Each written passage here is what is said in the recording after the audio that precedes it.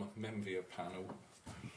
2113 is the main code. This works all the alarms in the house. Smoke alarms in every room and a heat alarm in the kitchen. 2113 sends you into supervisor mode. Once you're in supervisor mode, you can sound and reset.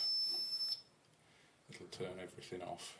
If the absolute worst happens and it's late at night and you can't get it off, if you take that screw off, open the panel, you can disconnect the battery. But before you do that, you must reset, must turn off the mains, otherwise there's 240 volts in there. So please never do that unless you've contacted us first.